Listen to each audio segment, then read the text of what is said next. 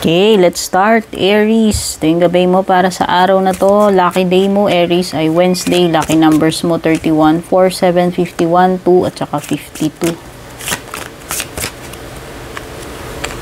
Mabilisang gabay lang po ito, no?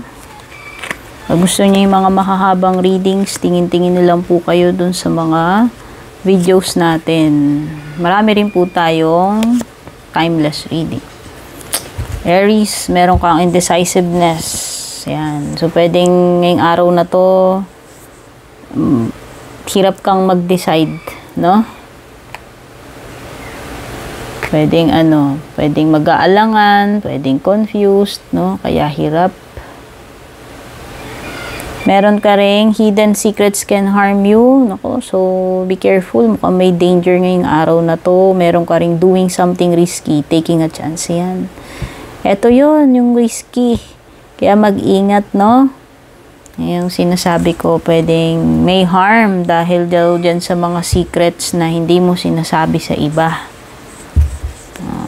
Pwedeng yung iba ngayon talagang magiging malakas yung loob mo na sumugal. Ayan, no? Doing something risky. Taking a chance.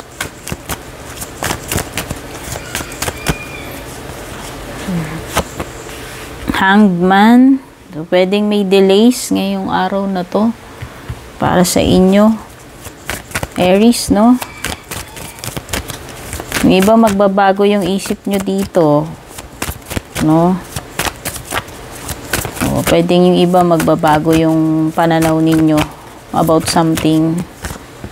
Meron ding Empress. So, ayan, very abundant ngayong araw na to. No? Ibig sabihin productive, creative, masagana. Pwedeng may Taurus, pwedeng may Libra.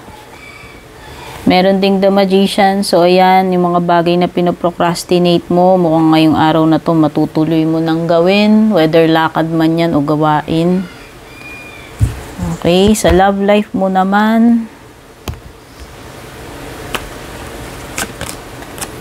Mask. So, ayan, pwedeng yung iba, nagpe-pretend.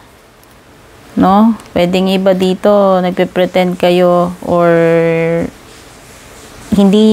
meron kayong hindi kayo truthful or yung person nyo hindi truthful sa inyo ngayong araw na to.